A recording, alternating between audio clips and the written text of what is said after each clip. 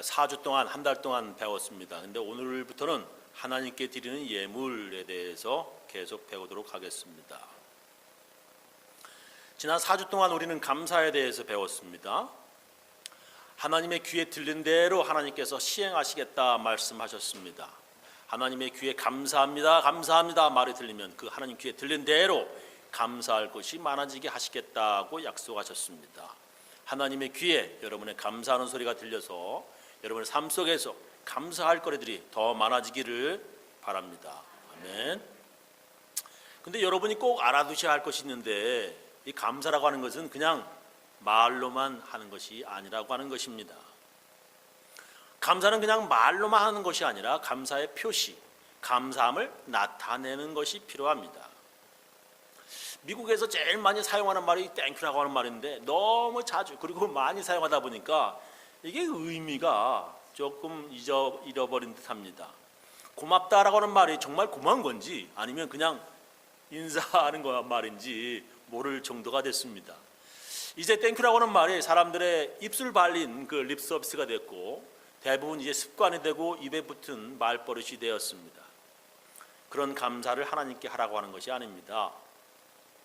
하나님께서는 그런 사람들이 하도 많아서 하나님께 감사드릴 때에는 빈손으로 오지 말라 이렇게 명령하셨습니다. 전에도 제가 말씀 한번 읽은 적이 있었는데, 출애굽기 23장 14절입니다. 너는 매년 3차 내게 절기를 지킬지니라. 3차 절기는 아주 이거는 반드시 지켜야 된다. 감사하는 절기라 제가 지난주 말씀드렸죠. 너는 무교병의 절기를 지키라. 내가 네게 명한 대로 아비벌의 정한 때에 7일 동안 무교병을 먹을지니. 6월절입니다. 이는 그달에 네가 애굽에서 나왔음이라. 빈손으로 내게 보이지 말지니라. 이렇게 말씀하셔요. 하나님께 감사하다고 하면서 빈손으로 그냥 말만 하지 마라 라고 하는 그러한 말씀입니다. 예배는 하나님께 감사하는 것입니다. 예배는 하나님께 감사함을 잊지 않겠다고 하는 그러한 결심이고 또한 노력입니다. 안식일은 하나님께 감사함을 잊지 않기 위해서 바쁘게 하던 일도 하루를 쉬면서 하나님께 예배드리는 날입니다. 우리가 주일날에 교회에 나와 하나님께 예배드리는 것은 하나님의 아들 예수님을 잊지 않으려고 하는 것입니다. 교회에 나오는 것은 예수님을 보내주신 하나님의 은혜에 대한 감사를 잊지 않으려고 하는 것입니다. 성경은 하나님께 감사드릴 때에 빈손으로 오지 말라, 즉 말만 번드러가지 말고 하나님께 예물을 드리며 감사하라 라고 이렇게 말씀하십니다. 하나님께 많은 은혜를 받았으니 말로만이 아니라 하나님께 감사하며 예물을 드리라는 것입니다. 근데 문제는 뭐냐면, 하나님께 감사해서 예물을 드리고 싶은데 너무 가난해서 돈이 없는 것입니다. 구약에 보면 사람들이 하나님께 양이나 염소를 드리고 부자라면 소도 하나님께 예물로 드렸는데, 이 가난한 사람들은 감사합니다 하면서도 그럴 바칠 형편이 안 되는 것입니다. 그럴 때 하나님께서는 가난한 사람들을 위해서 양이나 염소 이런 걸 대신해서 비둘기 새끼를 바치라 이렇게 말씀하셨습니다. 레위기 5장 7절 이하입니다. 만일 힘이 어린 양에 미치지 못하거든 그 범가를 속하기 위하여 산비둘기나 집비둘기 새끼 둘을 여호와께로 가져가되 하나는 속죄제물을 삼고 하나는 번제물을 삼아라고 하는 말씀이 나옵니다. 다른 성경 번역 한번 읽어보겠습니다.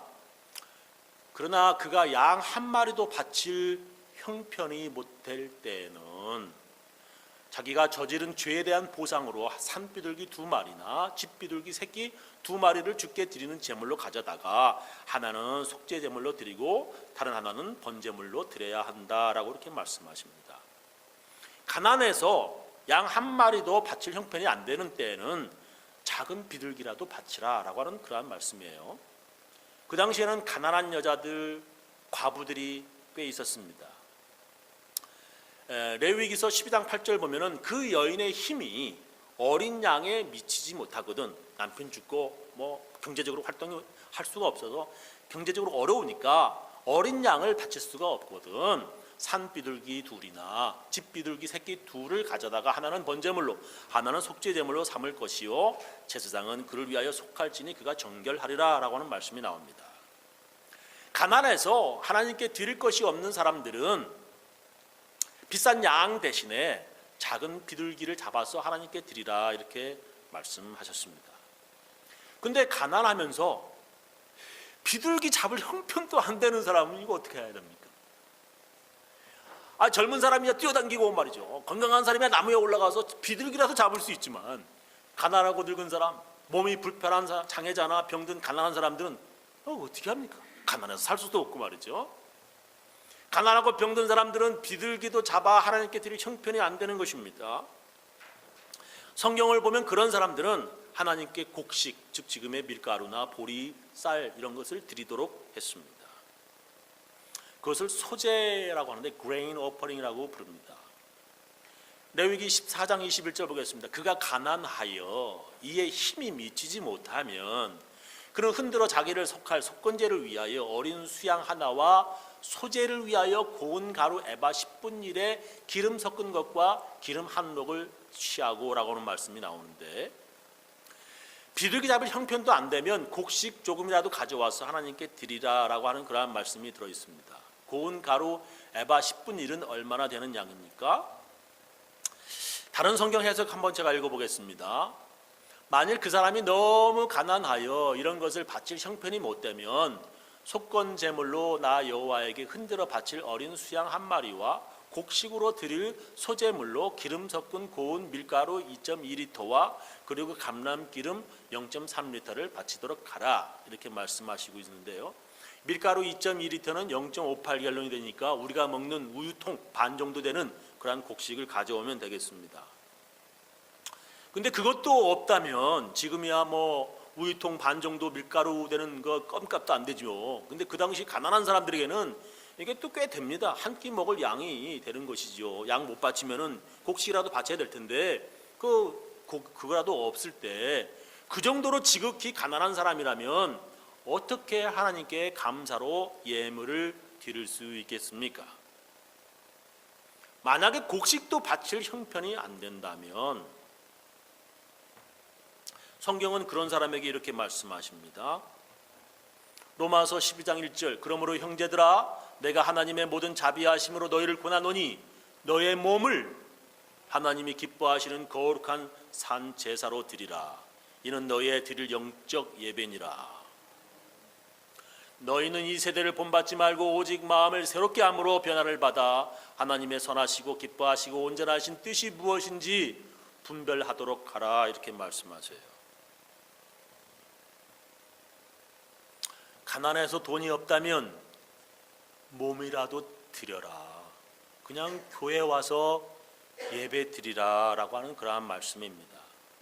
저는 그냥 교회에 오는 사람들은 너무 다 이뻐요. 그냥 헌금을 못해도 목사의 눈에도 그런데 하나님께서 얼마나 이뻐하실까. 정말 교회 오는 사람은 다들 사랑스럽고 그렇습니다. 돈이 없다고 예물 드릴 형편이 안 된다고 교회 안 나오고 집에 있지 말고 교회에 나와서 몸이라도 드리라고 하는 것입니다. 교회에 와서 몸 드리는 게 무언 그렇게 큰 가치가 있냐 그렇게 말씀하실 텐데 따져보면 꽤 가치가 있는 것입니다. 만약에 교회에 오지 않고요 식당에서 외출해서 하면 이게 하루 일당이 됩니다. 그죠? 아니면 식당 문 열고 교회 안 나오고 손님 받으면 하루 매상이 되는 큰 돈이 되는 것입니다. 일하지 않고 예배 드린다는 것, 몸으로 나와서 이렇게 예배 드린다고 하는 것은 이게 가치 있는 것입니다. 그런데도 사람들은 교회에 와서 예배 드리는 것보다도 집에서 TV를 통해서 유명한 목사님 설교를 보면서 예배 드리고 인터넷으로 예배 드리려고 그렇게 합니다. 성경은 그렇게 집에서 예배 드리는 것보다 몸을 하나님께 드리라 이렇게 말씀하십니다. 구약을 보면 아주 자세하게 나와 있습니다. 신명기 12장 1절 보겠습니다. 네 열조의 하나님 여호와께서 너에게 주셔서 얻게 하신 땅에서 너희가 평생에 지켜 행할 규례와 법도는 이러하니라. 가나안 땅에 들어가면 이걸 반드시 지키라라고 하는 모세가 전한 말씀입니다. 너희가 쫓아낼 민족들이 그 신들을 섬기는 곳은 높은 산이든지 작은 산이든지 푸른 나무 아래든지 물러나고 그 모든 곳을 너희가 마땅히 파멸하며 그단을 헐며 주상을 깨뜨리며 아사라상을 불사르고 또 그 조각한 신상들을 찍어서 그 이름을 그곳에서 멸하라. 너희 하나님 여호와에게는 너희가 그처럼 행하지 말고 오직 너희 하나님 여호와께서 자기 이름을 두시려고 너희 모든 지파 중에서 구별해서 택하신 곳인 그 거하실 곳으로 찾아 나아가서 너의 번제와 너의 희생과 너의 11조와 너의 손의 거제와 너의 서원제와 낙헌 예물과 너의 우양에 처음 낳은 것들을 너희는 그리로 가져다가 드리고 거기 곧 너희 하나님 여호와 앞에서 먹고 너희 하나님 여호와께서 너희 손으로 수고한 일에 복주심을 인하여 너희와 너희 온 가족이 즐거워할지니라. 우리가 오늘날 여기서는 각기 소견대로 하였거니와 지금 이스라엘 민족들이 텐트 치면서 광야 생활로 이제 간단 말이에요. 그러니까 각기 우리 이렇게 알아서 그냥 아무렇게나 이렇게 소견대로 하였거니와 너희는 거기서는 그 땅에 들어가서는 그렇게 하지 말지니라. 너희가 너희 하나님 여호와의 주시는 안식과 기업에 아직 이르지 못하였거니와 너희가 요단을 건너 너희 하나님 여호와께서 너희에게 기업으로 주시는 땅에 거하게 될 때 또는 여호와께서 너희로 너희 사방의 모든 대적을 이기게 하시고 너희에게 안식을 주사 너희로 평안히 거하게 하실 때에 너희는 너희 하나님 여호와께서 자기 이름을 두시려고 한 곳을 택하실 그곳으로 나의 명하는 모든 것을 가지고 갈지니 곧 너의 번제와 너의 희생과 너의 11조와 너의 손의 거제와 너희가 여호와께 서원하는 모든 아름다운 서원물을 가져가고 너희와 너의 자녀와 노비와 함께 너희 하나님 여호와 앞에서 즐거워할 것이요 네 성중에 거하는 레위인과도 그리할지니 레위인은 너희 중에 분깃이나 기업이 없음이니라. 너는 삼가서 내게 보이는 아무 곳에서든지 번제 드리지 말고 오직 너희의 한 지파 중에 여호와의 택하실 그곳에서 너는 번제를 드리고 또 내가 네게 명하는 모든 것을 거기서 행할지니라. 너무 길어가지고 중간에 제가 잘랐습니다. 그래서 신명기 12장 1절부터 제가 읽었는데 뒤쪽을 한번 보겠습니다. 오직 네 성물과 서원물을 여호와께서 택하신 곳으로 가지고 가라. 네가 번제를 드릴 때는 그 고기와 피를 네 하나님 여호와의 단에 드릴 것이요 다른 제 희생을 드릴 때는 그 피를 네 하나님 여호와의 단 위에 붓고 그 고기는 먹을지니라. 내가 네게 명하는 이 모든 말을 너는 듣고 지키라. 네 하나님 여호와의 목전에 선과 의를 행하면 너와 네 후손에게 영영이 복이 있으리라. 네 하나님 여호와께서 네가 들어가서 쫓아낼 그 민족들을 네 앞에서 멸절하시고 너로 그 땅을 얻어 거기 거하게 하실 때에 너는 스스로 삼가서 네 앞에서 멸망한 그들의 자취를 밟아 올무에 들지 말라. 또 그들의 신을 탐구하여 이르기를 이 민족들은 그 신들을 어떻게 섬겼는가 위하였는고 나도 그와 같이 하겠다 하지 말아라. 네 하나님 여호와께서는 네가 그와 같이 행하지 못할 것이라. 네 하나님 여호와께는 네가 그와 같이 행하지 못할 것이라. 그들은 여호와의 꺼리시며 가증히 여기시는 일을 그 신들에게 행하여 심지어 그 자녀를 불살라 그 신들에게 드렸느니라. 내가 너희에게 명하는 이 모든 말을 너희는 지켜 행하고 그것에 가감하지 말지니라. 이렇게 말씀하셨어요. 그러니까 그 당시 우상들을 위한 제단이 집 근처 큰 나무, 산, 강가 처처에 널려 있었습니다.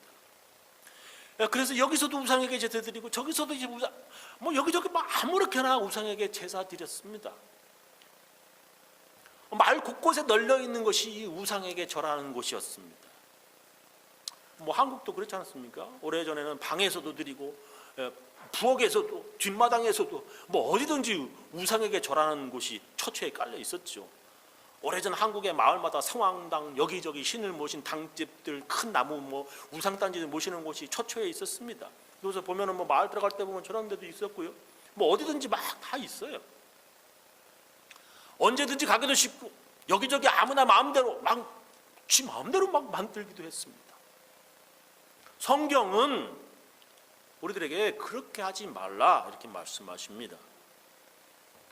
지금은 이곳 광야에서 텐트 치면서 이제 이동하는 거죠. 이동하기 때문에 아무 데서나 하나님께 우리가 예배 드리지만 약속의 땅에 들어가서 평안케 되면, 즉 자리 잡고 집 짓고 아기 낳고 할 때 농사 짓고 이제 살게 되면 여기서처럼 아무 데서나 예배 드리지 말고 하나님의 이름을 두시려고 택한 곳에 나아가서, 즉 성전에 가서, 즉 지금의 교회에 가서 예배를 드려라 그러는 말씀입니다. 우상신들 섬기는 이방인들처럼 지 마음대로 멋대로 아무 데서나 아무렇게나 예배 드리지 말고 하나님께서 택하신 제상이 있는 곳에서 하나님이 지시하신 대로 예배를 드려라 이렇게 명령하시고 있습니다. 오늘 우리가 함께 읽은 말씀 다시 한번 보겠습니다. 그러나 네 하나님 여호와께서 그 이름을 두시려고 택하신 곳이 네게서 너무 멀고 행로가 어려워서 그 풍부히 주신 것을 가지고 갈 수 없거든. 그것을 돈으로 바꾸어서 그 돈을 싸서 가지고 네 하나님 여호와의 택하신 곳으로 그곳에 가서 무릇 네 마음에 좋아하는 것 이걸 하나님께 드려야겠다 하고서 그 돈으로 사되 우양 소나 양이나 포도주나 독주 등 무릇 네 마음에 원하는 것을 구하고 거기 네 하나님 여호와 앞에서 너와 네 권속이 함께 먹고 즐거워할 것이며 라고 하는 말씀이 나와요. 여기서 포도주 독주는 그 당시에는 포도주를 부어서 불에 부어서 냄새 향기를 드리는 그러한 예배가 있었습니다. 24절에 네 하나님 여호와께서 그 이름을 두시려고 택하신 곳이 네게서 너무 멀고 행로가 어려워서 가는 길이 산 넘고 해서 어려워서 그 풍부히 주신 것을 가지고 갈 수 없거든. 그냥 집에서 예배드려 라고 하는 말씀이 아닙니다. 하나님께 드릴 것을 돈으로 바꾸어서 그 돈으로 그곳 하나님의 택하신 곳에 가서 네가 하나님께 드리고 싶은 것을 사서 드려라 라고 하는 말씀입니다. 예배 드리는 곳이 너무 멀면 그냥 집 근처 큰 나무 옆에 가서 예배 드리라고 하는 말씀이 아닙니다. 예배 드리는 곳이 너무 멀면 그냥 집에 가서 그냥 조용히 아무 데서나 모여서 예배 드리라고 하는 말씀이 아닙니다. 어떤 사람들은 말하죠. 예루살렘 성전 무너지고 이스라엘 민족이 바벨론 포로가 되어서 끌려갔을 때 아무 데서나 모여서 회당 짓고 함께 모여 예배 드렸잖아. 사도행전에도 보면 성전이 아니라 여러 사람 모이는 그런 형편이 되는 큰 집, 가정집에서 모여서 예배 드렸어. 사도행전에 보면 이렇게 주장합니다. 그것도 예배입니다. 예배 아니라고 하는 건 아니에요. 병원에서도 예배 드릴 수 있고요, 학교에서도 예배 드릴 수 있고요, 공원에서도 예배 드릴 수 있고요, 여러분 집에서도 어디에서든지 예배 드릴 수 있습니다. 그러나 그런 것은요 특수한 상황이고 어쩔 수 없이 그렇게 할 수밖에 없는 형편일 때 드리는 예배입니다. 하나님께 예배 드리려고 특별히 지어진 빌딩, 즉 교회가 있는데 왜 자기 집에서 예배 드리려고 합니까? 교회도 있는데 주일날 식당에서 모여서 왜 예배 드린다고 하는 말입니까? 그런 예배는 자기 몸을 하나님께 드리는 것이 아닙니다. 성경은 하나님께 나오라 이렇게 말씀하십니다. 이사야 55장 3절 말씀, 이거 우리가 잘 아는 줄. 너희는 귀를 기울이고 내게 나와 들으라. 인터넷으로 가만히 앉아서 집에 듣지 말고 나와서 들으라는 얘기예요. 그리하면 너의 영혼이 살리라. 내가 너에게 영원한 언약을 세우니 곧 다윗에게 허락한 확실한 은혜입니다. 하나님은 내게 나와 들으라 이렇게 말씀하십니다. 성경은 예배 드리러 나와라 들으라 이렇게 명령하십니다. 교회가 필요 없으면 예수님 왜 교회를 만드셨습니까? 성경에 보면 예수님께서 내 교회를 세우겠다는 말씀하셨습니다. 예배는 아무 데서나 드리고 식당에서도 가정집에서도 예배 드릴 수 있다면 예수님은 왜 내 교회를 세우시겠다 말씀하시고 교회를 만드셨습니까? 예수님께서 아무 때나 예배 드려도 된다면 내 식당 세우시겠다고 말씀하셨을 것입니다. 꼭 주일에 모일 필요도 없어요. 그렇잖아요? 꼭 교회에서 모일 필요도 없게 되는 것입니다. 그래서 목사도 필요 없어요. 교회도 필요 없어요. 신학교도 필요 없어요. 그냥 아무나 서가지고 뭐 설교하고 그래요. 아무나 목사 돼요. 요즘에 다방 목사 했어요. 다방에서 안수 받고 말이에요. 비행기 목사, 비행기 안에서 목사 안수 받고 말이에요.